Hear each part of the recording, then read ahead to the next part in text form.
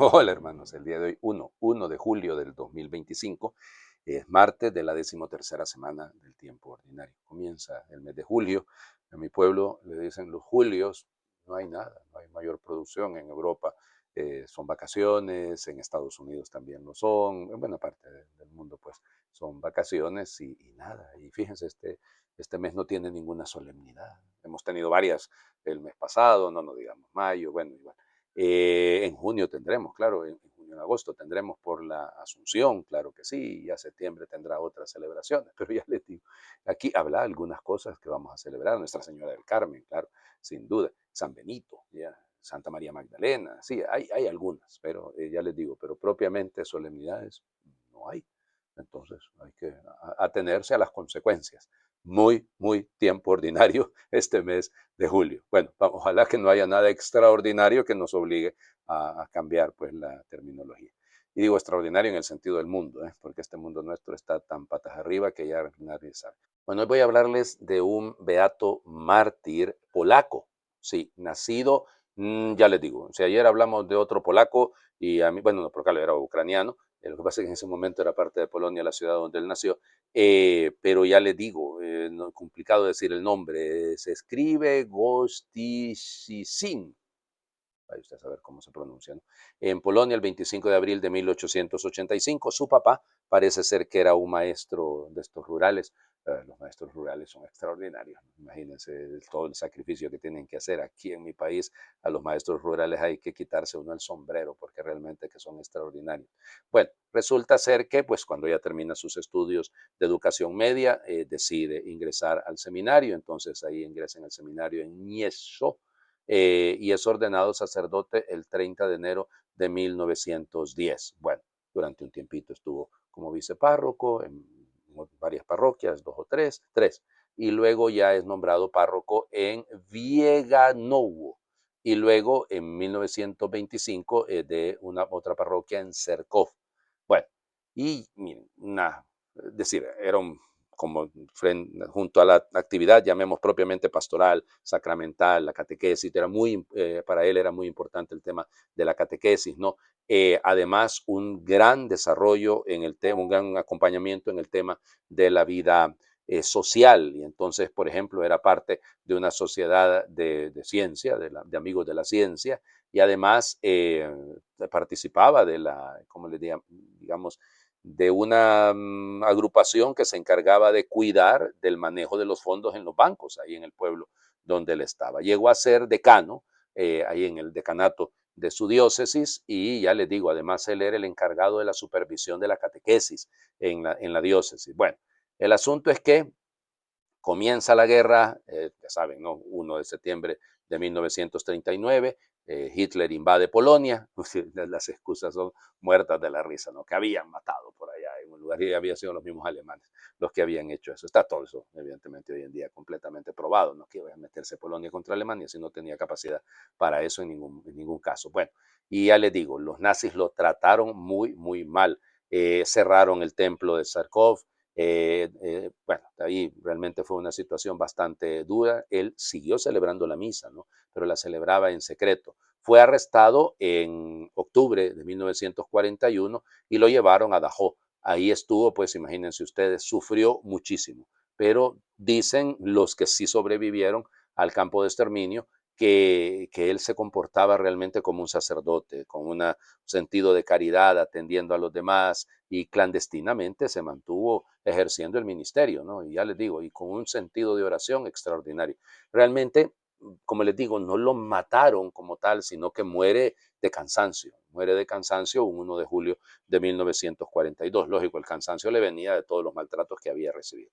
Fue beatificado por el Papa San Juan Pablo II el 13 de junio de 1999. Miren, después de que cayó la cortina de hierro, después de que cayó la muralla de hierro, pues la cortina de hierro, pues se fueron descubriendo un montón de cosas, también del montón de mártires que se tuvo en la posguerra, cuando ya toda esa parte del oriente europeo quedó bajo control del mundo soviético. Entonces, vamos a decir, padre, está hablando usted de un polaco muerto en territorio alemán, ahí en Dachau, queda cerca de Baviera, ¿no? ¿Cómo se llama? Ustedes dirán, son dos cosas distintas. No, Fíjense que no, porque es que muchos de estos mártires, este no, porque estaba en la zona occidental de Alemania, ¿no? Pero muchos de los informes y de las cosas se fueron conociendo posteriormente, y sobre todo es una inmensa cantidad de mártires producto del mundo socialista soviético. Bueno, vamos a las lecturas del día de hoy. La primera, Génesis, capítulo 19, versículos del 15 al 29. Aquel día, al rayar el alba, los ángeles apresuraban a Lot diciéndole, vamos, toma a tu esposa y a tus 2 hijas, para que no perezcas a causa de los pecados de Sodoma. Como Lot no se decidía, los tomaron de la mano a él, a su mujer y a sus 2 hijas, los sacaron de su casa y los condujeron fuera de la ciudad, porque el Señor los perdonaba. Cuando estaban fuera, uno de los ángeles le dijo, ponte a salvo, no mires hacia atrás, no te detengas en el valle, ponte a salvo en los montes para que no perezcas. Lot le respondió, no, te lo ruego. Tú me has favorecido a mí, tratándome con gran misericordia al salvarme la vida, pero yo no podré sobrevivir en los montes, pues la desgracia me alcanzaría y ahí moriría. Mira, aquí cerca hay una ciudad pequeña, en donde puedo refugiarme y salvar la vida. ¿Verdad que es pequeña y puedo vivir en ella? El ángel le contestó, accedo a lo que me pides. No arrasaré esa ciudad que dices. Aprisa, ponte a salvo, pues no puedo hacer nada hasta que llegues allá. Por eso la ciudad se llamó Zoar. El sol salía cuando Lot llegó a Zoar. El Señor hizo llover desde el cielo azufre y fuego sobre Sodoma y Gomorra. Arrasó aquellas ciudades y todo el valle, con los habitantes de las ciudades y la hierba del campo. La mujer de Lot miró hacia atrás y se convirtió en estatua de sal. Abraham se levantó de mañana y se dirigió al sitio donde había estado con el Señor. Miró en dirección de Sodoma y Gomorra, toda la extensión del valle, y vio una gran humareda que salía del suelo como el humo de un horno. Así, cuando el Señor destruyó las ciudades del valle y arrasó las ciudades en las que Lot había vivido, se acordó de Abraham y libró a Lot de la catástrofe. Palabra de Dios, te alabamos, Señor. Bueno, este tipo de relatos normalmente se les puede llamar una etiología o llamémosle más una historia en el sentido didáctico, pero no es historia, ¿no? El pueblo de Israel se preguntaba por el Mar Muerto. O sea, ¿cómo es posible que exista esto, esta realidad muerta? Porque ahí evidentemente no puede sobrevivir nada. Y entonces, ¿de dónde había salido? Y entonces de ahí nació la historia de Sodoma y de Gomorra en el valle, porque efectivamente cuando ustedes lo miran es prácticamente un valle que baja hacia el Arabá es el Mar Muerto, y luego ya vendrá Arabia, ¿no? Más allá es Arabia. Eh, el asunto es el dolor que provoca el pecado, ¿ya? El pecado y vamos, en este caso el pecado contra natura, porque de ahí viene la sodomía, ¿no? Porque lamentablemente lo que ocurría, o el tema que sale a relucir mucho en los versículos que están antes, no los hemos leído, es que se abusaba de los hombres, eran relaciones homosexuales. Y entonces, de ahí viene entonces la sodomía, ¿no? Y es doloroso esto, ¿no? ¿Hasta dónde puede llegar la depravación humana?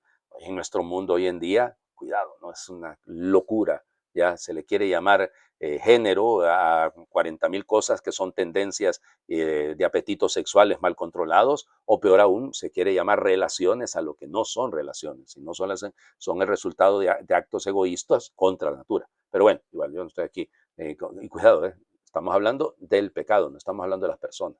Las personas vienen respetadas indistintamente de la situación en la que están metidas, pero es nuestro deber hacerles ver que hay un mar de azufre que les puede caer, y a nosotros también, cuidado, aquí no estamos condenando a nadie, si no vivimos en la ley de Dios. El otro tema, ya lo ven ustedes, esa estatua de sal. Es que resulta ser que cuando usted mira hacia esa zona del Mar Muerto, se miran pedazos de salitre, ¿no? Ahí solidificado, aquello, todo duro, la sal.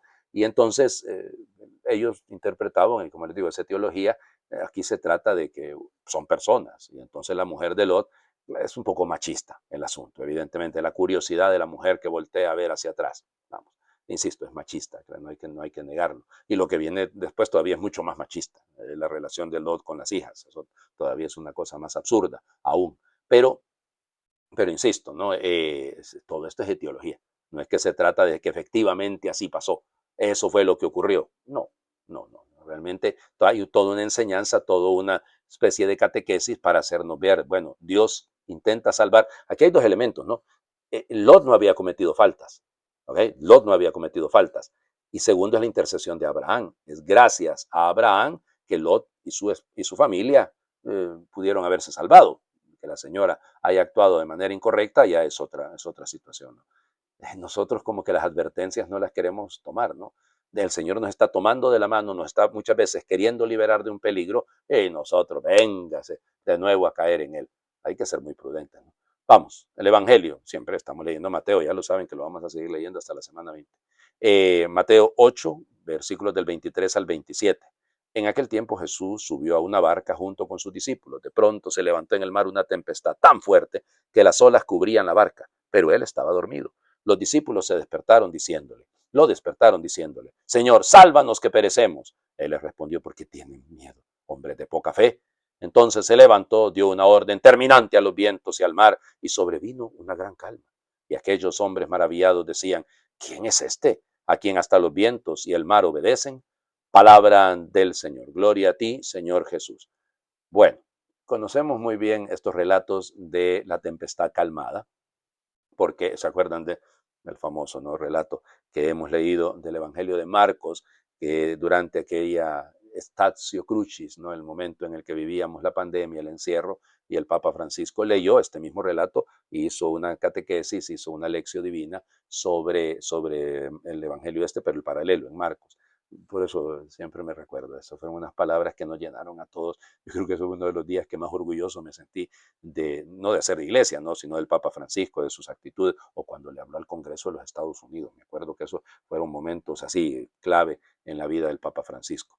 Bueno, vamos. ¿Qué es lo que dice el texto? Bueno, el texto nos dice que se metieron en la barca y lo siguieron los discípulos. El ploión, se dice, la barca, es evidentemente en la tradición del mundo patrístico, la barca es el símbolo de la iglesia, ¿no? Eso hay que decirlo también. Y lo siguieron, ¿no? El verbo ecoluceo, lo hemos mencionado ayer por aquellos dos que querían seguir al Señor. Bueno, y claro, los discípulos, los matetai, son los que aprenden, los que siguen, ¿ok? Pues, en eso vamos incluidos todos, ¿no?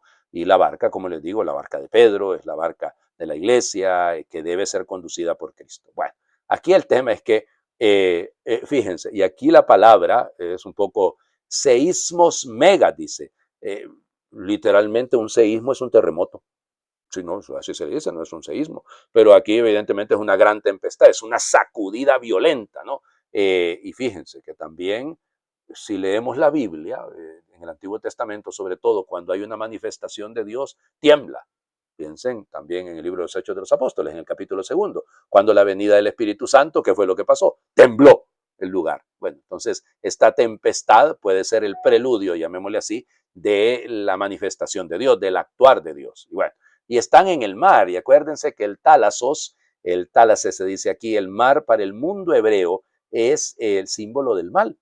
Sí, sí, en la mentalidad del mundo hebreo, el mal y el mar son la misma cosa, ¿no? Y es que les daba miedo el mar, les daba miedo, y a cualquiera le daba. Si usted está en el mar del norte, olvídense, ahí son unas olas que extraordinariamente grandes, ¿no? Y entonces, fíjense, hay peligro de hundirse. El término los tapaba el agua, caliptestai, es que realmente estaba, el agua ya los cubría, ¿ya? Y por eso, mientras tanto, Jesús, bien feliz de la vida, estaba ekaotheuden, estaba durmiendo. Y aquí, este verbo, en la manera en la que está puesta, porque está puesto en imperfecto, sí está dormido, pero no significa que está ausente, ¿no? Sino que él está presente.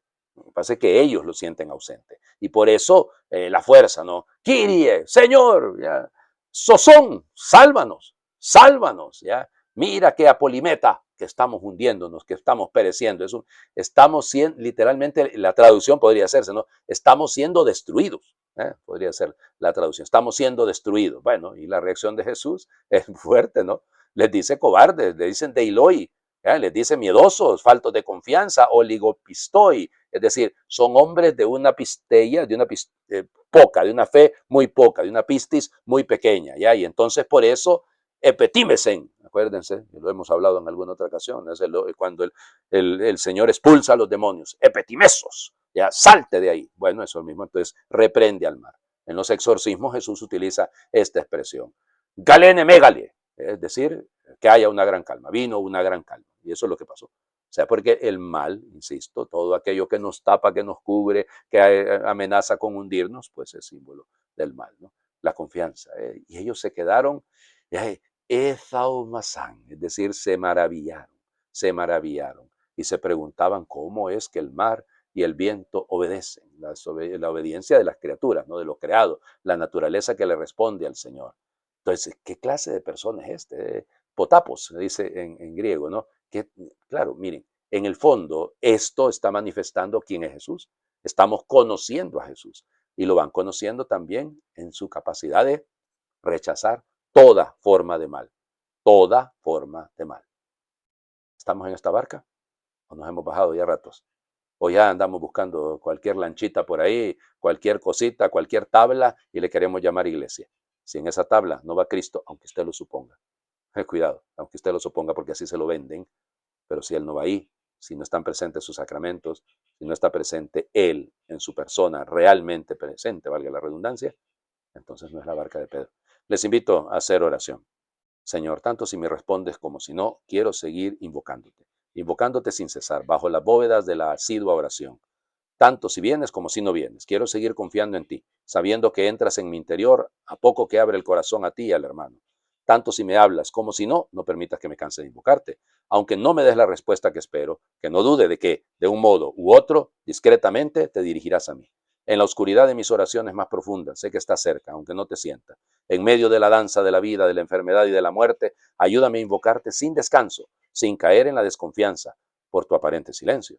Dame una fe recia para esperar tu palabra, tu presencia, tu paz. Amén. El Señor esté con ustedes y le bendiga a Dios por intercesión del beato Juan Nepomuceno Sarzán, el que es Padre, Hijo y Espíritu Santo, y su bendición descienda, les acompañe siempre. Muy feliz martes para todos.